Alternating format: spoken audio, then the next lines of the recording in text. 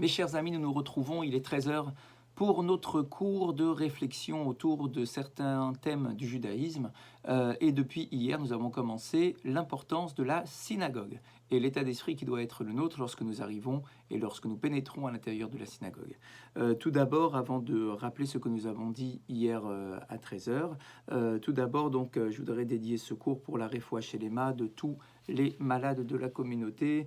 Yoel ben Mesrodatia, Yoel Simchoni ben Sol, Dominique Mesroda bat Sultana, Yaakov ben Mesroda, Anna bat Lea, Eliaou ben Salcha Levi, Céline Rachel bat Janine Chana, Esther bat Baya, Raphaël ben Chana, Yom Tov ben Chaya, Marlouf ben Yona, Uriel ben Yvonne, Chaya, Amar, Binyamin ben Yitzhak, Mesroda bat Bela, Myriam bat Rachel Aïdan, Gisèle Aïdan, Mesroda bat Juliette Sarfati, Shimon ben Marlouf, Dvora bat Aziza, Eliaou ben Dolizouira, Abraham ben Mesodia Feriat, Yehuda ben Abraham Narboni, Simon ben Avigaël, Yaakov ben Shlomo Aserav, Dorit Dvora bat Edith, Yosef ben Aïcha, Dan ben Hélène Chana, Hélène ben bat Esther, Zibi lebet Elbez, Esther bat Rachel Gweta lebet Zibi, Rachel bat Esther, Zibi lebet Serfati, David ben Rachma, Solika bat Aliyah Meloul, Mesodi bat Solika Toledano, Dina bat Esther, Rivka bat Sarah, Shlomo ben Esther, Kami Kamuna Azul bat Marie, Moshe ben Mordechai, Raphaël ben Chana, Evelyne bat Rivka, Myriam bat Chaya, Pinchas ben Chai Baruch Koskas,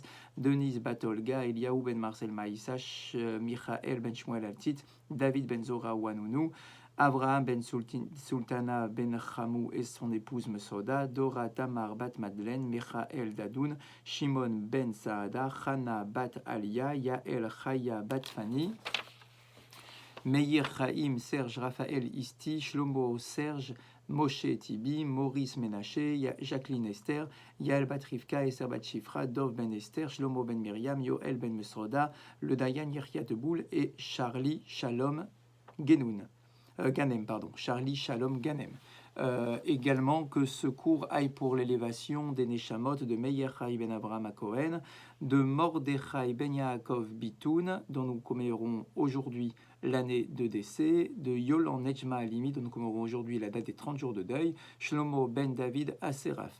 Félix Adani ben Emma Simcha, Yosef ben Chana Flak, Marcel Mesoda ben Simi, Zouira Rose ben Simcha, Yehuda ben Benina, Eli ben Chana ben Shimoun, Yosef ben Shalom, Aaron ben Sulika, Nina bat Kati Matzliach lebet Politi, Léa Rivka bat Rachel, Henri Aaron ben Raphaël Matatia, Chai Victor ben Yakuta, Roger Chai Barou ben Abraham Koskas, Yehuda Baralia, Abraham ben David ve Esther, Pinchas ben Shmuel Cohen, Mesrod ben Mimoun Johar, Vejoar, Yosef Cohen ben Rachel, Arav Reuven Mesrod ben Esther Chamou, Yosef ben Esther Tebol, Mordechai ben Chana Assoulin et Claudine Hamsa, Michal bat Simcha. Je vous rappelle que nous avons lancé hier une ligne de lecture de Tehilim, c'est-à-dire que sous ce cours-là, sous cette vidéo, vous pouvez cliquer pour avoir un Tehilim à lire, que la communauté puisse se mobiliser. Bien évidemment, nous évoquons tous les noms comme nous venons de le faire pour commencer notre cours, mais il n'y a rien de plus grand que la lecture des Tehilim. Donc si vous avez quelques minutes dans la journée, prenez ce lien, cliquez dessus, et que nous, ici à Boulogne, au sein de la communauté, que vous qui écoutez ces cours, puissiez vous intégrer dans cette ligne de lecture de Tehilim pour la Refoua Shelema et pour les Ilou Nishmat, l'élévation de l'âme de tous ces défunts. Nous avons donc commencé hier un thème très important qui est celui de l'importance que nous devons donner à la synagogue. Pourquoi est-ce que j'ai voulu faire ce cours? Tout simplement parce que dans une période où nous sommes privés d'aller à la synagogue, c'est le moment idéal, parce que cela nous manque profondément. C'est le moment idéal de réfléchir et de penser à ce que doit représenter la synagogue à nos yeux et la façon dont nous devons nous comporter lorsque nous allons à la synagogue. La première chose que nous avons rappelée hier était l'importance d'arriver parmi les 10 premiers à la synagogue, c'est-à-dire être un acteur majeur pour faire descendre la Shekhinah sur terre, puisque nous savons que la prière est en réalité un rendez-vous que nous fixons avec Akadosh Baruch Hu, que Dieu attend que nous soyons minyanes pour que la Shrina puisse se manifester pleinement. Eh bien, si moi je suis dans les 10 premiers, c'est effectivement une très grande chance et un très grand privilège. Si je suis le premier, alors là, bien évidemment, je suis au-delà de tout ce que l'on peut attendre de moi, puisque je suis celui qui vient enclencher le processus. Et quelque part dans le Zohar, nous avons dit que cet individu-là a un mérite très particulier. Et nous avons dit hier également que certains arrivent généralement assez tôt à la synagogue. Peut-être pas parmi les 10 premiers, mais on va dire assez tôt. Pas le 400e parmi les fidèles, mais plutôt dans les 10, 20, 30 premiers qui arrivent à la synagogue. Et on dit que malheureusement, des fois, au lieu de rentrer à la synagogue et de rentrer directement dans le lieu où on fait la prière, eh bien, les gens restent simplement en train de discuter dans la cour de la synagogue ou bien dans le hall de la synagogue, en train de prendre un café, en train de discuter avec ses amis. Et on dit, mais quel dommage, parce que le but de mon arrivée à la synagogue, ce n'est pas simplement pour avoir un lien social avec les autres membres de la communauté. C'est vrai que nous qui vivons en France, par exemple, qui avons une vie communautaire assez intense et aussi sociale, c'est certain que pour nous, la synagogue, c'est aussi un lieu de rencontre. C'est aussi un lieu dans lequel j'arrive à recréer le lien ou à développer le lien entre les membres de la communauté. C'est vrai, Beth Knesset, c'est un lieu de rassemblement. On ne peut pas y échapper. Mais il ne faut pas oublier l'essentiel. C'est un lieu de rassemblement pour faire une louange à Dieu. C'est un lieu de rassemblement pour prier, mais certainement pas un lieu de rassemblement pour discuter de nos affaires commerciales ou bien de nos problèmes familiaux ou bien d'autres projets que l'on pourrait avoir. Donc il nous dit ici dans le Pélé Yoetz, quel dommage qu'un individu soit en mesure d'arriver relativement tôt à la synagogue, mais au lieu de rentrer directement pour faire cette fila, eh bien il est là en train de perdre son temps, en train de transformer un lieu de rassemblement pour la louange d'Akadosh Baruch Hu en lieu de rassemblement populaire qui finalement n'a pas de sens spirituel. La deuxième chose que nous avons évoquée hier, c'est le fait que lorsque je rentre à la synagogue, je dois symboliquement demander l'autorisation de pouvoir pénétrer à l'intérieur de la synagogue. C'est-à-dire que la synagogue est un lieu de très haute sacralité. Lorsque je pénètre à l'intérieur de la synagogue, en réalité, je pénètre dans le palais d'Akadosh Baruch Hu, dans l'intimité, dans la chambre à coucher d'Akadosh Baruch Hu. C'est une intimité qui se crée, mais littéralement, entre l'individu, entre l'homme et son créateur.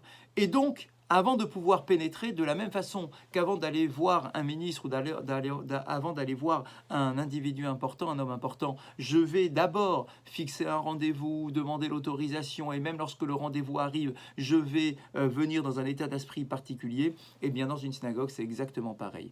Dans la symbolique, avant de pénétrer complètement dans la synagogue pour bien montrer que je ne rentre pas dans un moulin à l'intérieur de la synagogue, eh bien, je devrais normalement réciter ce fameux verset.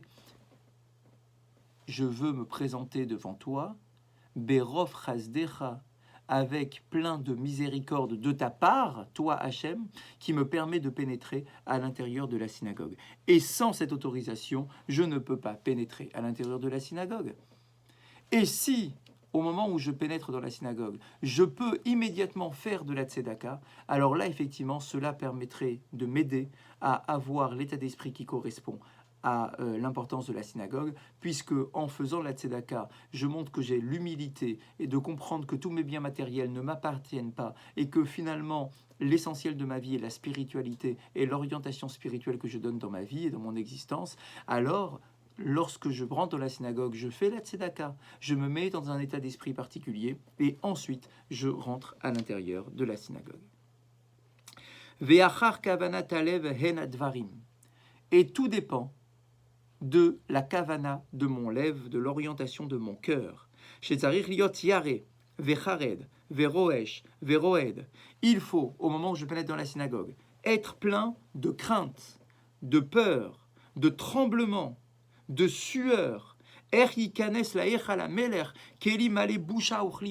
Comment est-ce que j'ose pénétrer dans le palais du roi alors que je devrais avoir honte de m'y présenter, vu mon comportement? Quel que soit mon comportement d'ailleurs, nous ne sommes jamais dans un idéal de comportement. Parce que nous sommes des êtres humains, parce que nous avons nos erreurs, nous commettons des fautes, nous avons un décalage entre l'image que nous laissons apparaître de ce que nous sommes et notre intériorité. Nous ne sommes pas véritablement à la hauteur de ce que nous sommes censés être. Donc, je me présente devant Hachem. Mais Hachem, lorsqu'il me voit, il ne voit pas simplement mon apparence, il voit mon intériorité. Donc, il sait pertinemment ce que je cache. Il connaît absolument tout de mes défauts, de mes échecs, de mes erreurs, de mes mensonges. Et donc, lorsque je suis dans la synagogue, j'ai besoin de rentrer dans une synagogue parce que j'ai besoin de trouver de la spiritualité dans ma vie. Donc c'est une nécessité ultime que de me retrouver à la synagogue. Mais d'un autre côté, je sais que lorsque je rentre, je suis passé au scanner par Akadosh Baruch Hu, et il sait exactement ce que je suis et comment je me comporte en réalité dans mon quotidien.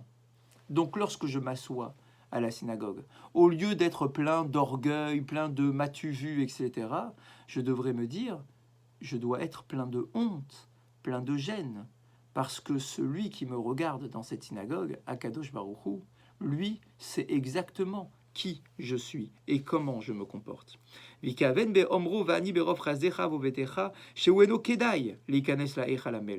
lorsque je prononce cette fameuse phrase, ou lorsque je l'ai en tête,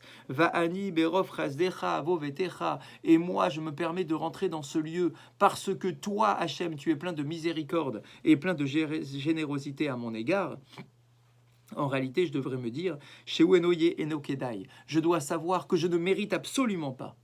Je ne suis pas méritant. Je ne mérite pas de rentrer et de m'asseoir dans cette synagogue. Imlo bavour godel chasdo, si ce n'est par la grande miséricorde d'Hachem qui me permet donc de rentrer à l'intérieur de la synagogue, ou bisrout à votre ishonim, et il rajoute quelque chose ici de très intéressant. Il nous dit que, et c'est aussi parce que je m'inscris dans la descendance des 3 patriarches. Si je rentre dans la synagogue, c'est pas parce que moi je suis quelqu'un, c'est parce que je suis quelqu'un au sein du peuple d'Israël. Abraham, Yitzhak et Yaakov, nos 3 patriarches, ont ouvert la voie qui me permet de rentrer à l'intérieur de la synagogue. Comment est-ce qu'ils ont ouvert la voie?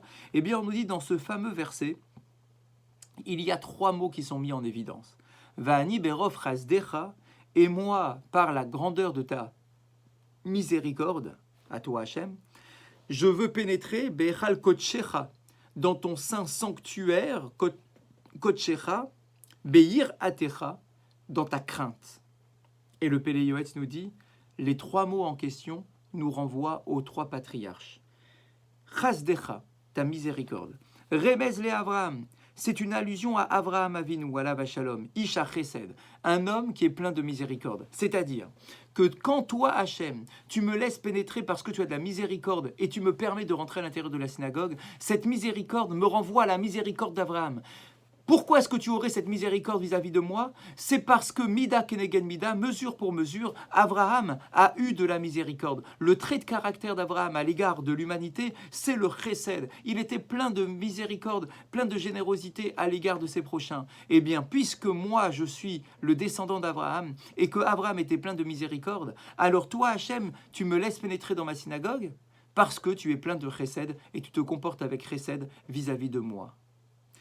Kotshecha, le deuxième mot, c'est le fait d'être dans la sainteté. Kotshecha, dans un lieu de ta Kedusha. Qu'est-ce qui me permet de rentrer dans le cœur de la Kedusha, qu'est une synagogue? Remez le Yitzhak, c'est une allusion à Yitzhak, chez Nikadesh al-Gaba Mizbeyar. Yitzhak qui est l'homme de la Kedusha par essence, parce que Yitzhak, lorsqu'on lui a demandé de s'offrir en sacrifice, il a accepté. Je vous rappelle qu'Yitzhak avait 37 ans lorsque son père l'a pris par la main pour l'amener sur le sacrifice, pour être offert en sacrifice. Et il a accepté.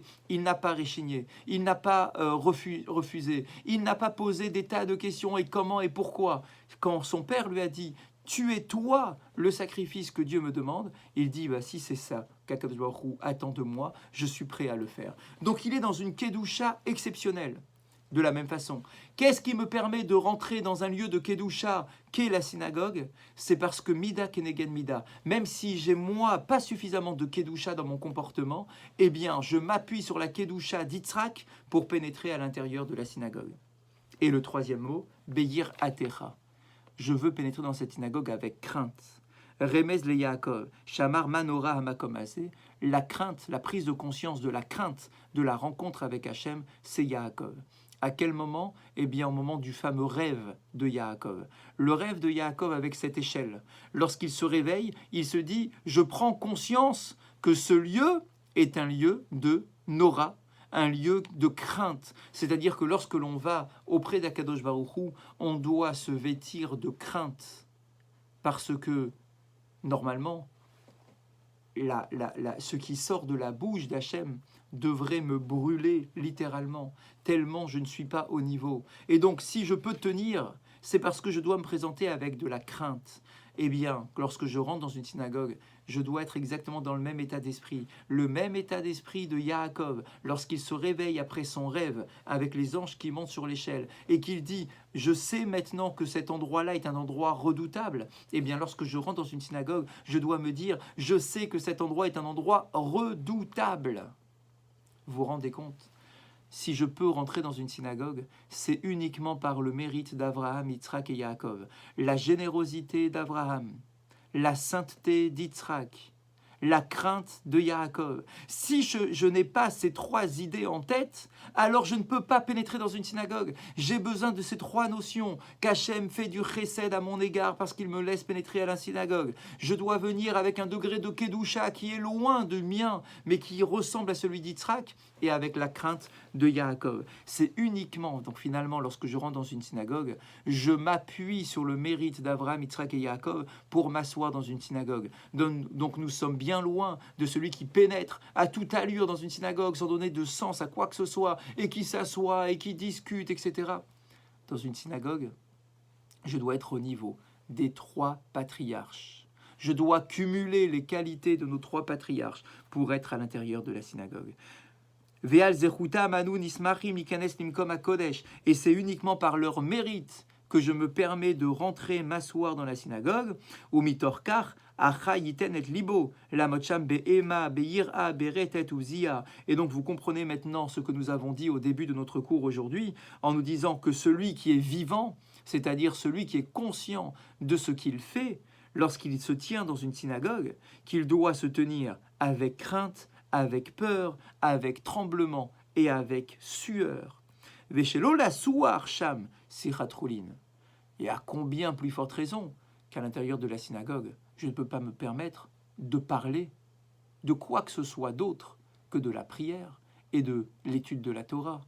Je ne peux pas avoir de discussion futile lorsque je suis à la synagogue. Parce que la discussion futile viendrait montrer que je ne suis absolument pas ni dans la crainte, ni dans la peur, ni dans le tremblement, ni dans le niveau des patriarches.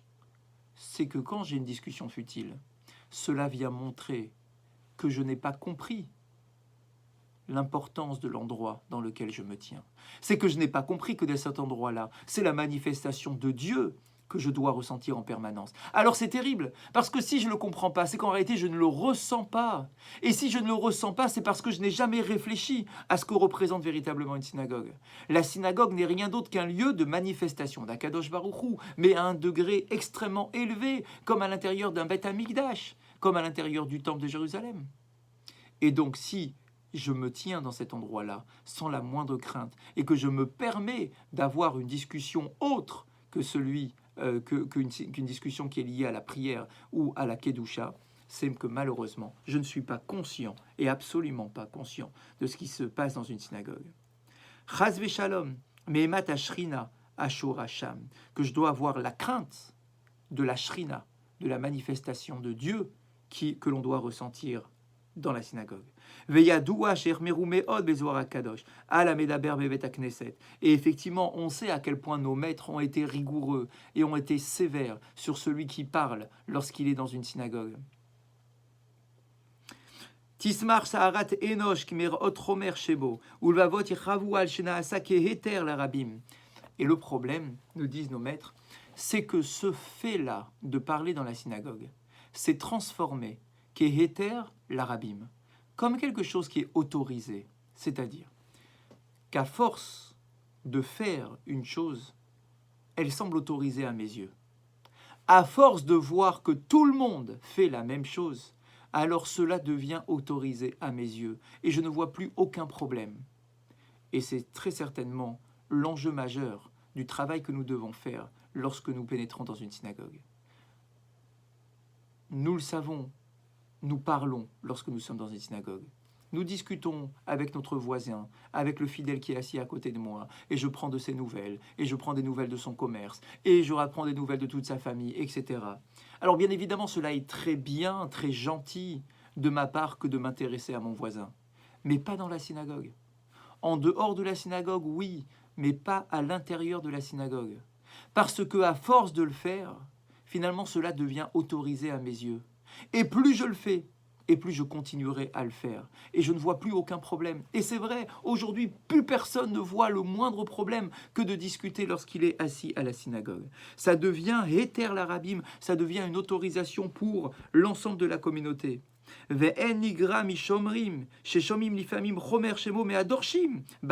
Alors il nous dit ici, je sais bien, j'entends bien quand le rabbin me parle et que de temps en temps il nous rappelle l'importance de la synagogue et qu'il me dit que s'il ne faut pas parler à la synagogue, je l'entends bien, bien évidemment. Et j'entends bien aussi mon voisin, mon autre voisin avec qui je ne parle pas, parce qu'il me dit, il ne faut pas parler dans une synagogue.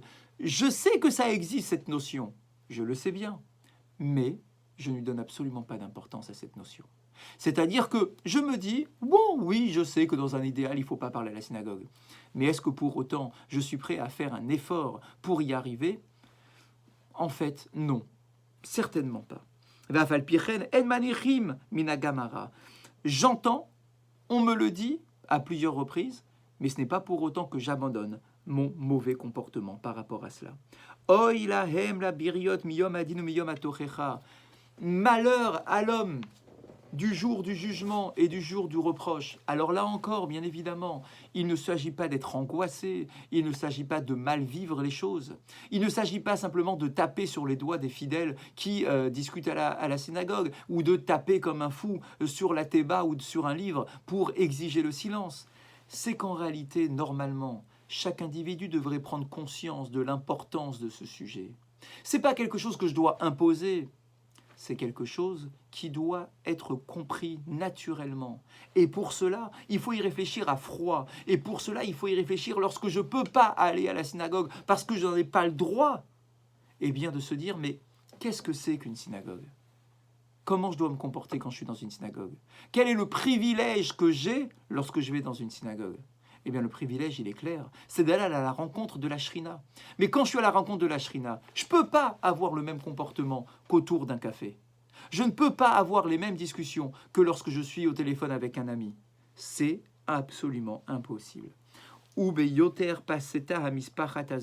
il nous dit ici que malheureusement, c'est comme un virus. Et c'est vraiment les mots qu'il utilise. C'est un virus qui se répand très vite. Surtout les jours de fête à la synagogue. Lorsqu'il y a un mariage, lorsqu'il y a une bar mitzvah, lorsqu'il y a un Shabbat, lorsqu'il y a un Yom Tov, eh bien le problème c'est quoi? C'est que comme l'office est plus long, l'office est plus joyeux, il y a des chants, il y a des bonbons, il y a des... etc. Alors on se dit, bah finalement, c'est pas un jour aussi important que d'habitude. Mais en fait, c'est le lieu qui est important. Le lieu confère de l'importance à l'événement. C'est-à-dire que lorsque je suis dans une synagogue, et là vraiment il faut qu'on comprenne, beaucoup se disent, bon, lorsque je suis là le matin à l'office, on discute finalement très peu, parce que l'office du matin est un office qui est assez rapide, et puis lorsque je viens à la synagogue le matin, c'est parce que j'ai envie de prier, c'est pas parce que j'ai envie de discuter, donc j'ai pas le temps de discuter. Très bien. Mais quand c'est un Shabbat, c'est déjà un peu plus difficile, parce que l'office du Shabbat est bien plus long. Et donc du coup, et en plus je vois des gens que je ne vois pas en semaine, des amis que je ne vois pas en semaine, donc je suis amené à discuter un peu plus. Allez, on va faire l'effort sur un Shabbat. Très bien. Pareil sur un Yom Tov, pareil sur le jour de Kippour ou de Rosh Hashanah. On peut y arriver. Mais il nous dit ici, la Kedusha de la synagogue ne dépend pas de la prière que je suis en train de réciter à la synagogue. C'est-à-dire que même lorsque je me déplace pour venir à la synagogue, pour un mariage, c'est pas un office. Un mariage, c'est un moment où, en attendant que les mariés arrivent, alors on va être là en train de discuter, en train de parcourir la synagogue à droite et à gauche pour aller parler à un tel ou à un tel. On nous dit, mais lorsque tu es dans une synagogue, la Kedusha, c'est la même. Quel que soit l'événement qui justifie ta présence à la synagogue, quand tu viens pour une bar mitzvah, et uniquement pour un office de bar mitzvah, et que ça traîne un petit peu, mais toi, tu es quand même dans une synagogue, de la même façon qu'un matin ou qu'un jour de Shabbat. Donc ton comportement à la synagogue ne dépend pas de la raison pour laquelle tu es à la synagogue. Et donc les jours de fête, les jours de Smachot, les jours de Simchat Torah, les jours de Purim, etc., tu as un devoir d'avoir un comportement idéal parce que tu es à l'intérieur de la synagogue. Et toute personne qui a la possibilité d'exiger le silence, pas par la force, mais parce qu'il a de la conviction et qu'il peut faire comprendre aux gens où est-ce que nous sommes et dans quel endroit nous nous tenons, on doit être effectivement à l'intérieur de la synagogue comme quelqu'un qui est muet et qui ne peut ouvrir sa bouche que pour faire une louange. Voilà l'état d'esprit et l'objectif qui doit être le nôtre lorsque nous sommes à la synagogue ou lorsque nous réfléchissons sur ce que représente être à la synagogue. Je vous laisse sur ce point-là, ce point de réflexion, et nous nous retrouverons Bezrat Hashem ce soir pour notre cours d'Halakha. Je vous rappelle que vous pouvez cliquer sur le lien de la vidéo pour faire des Teilim et pour nous associer, créer une grande chaîne communautaire de lecture de Teilim. Bon après-midi à vous tous.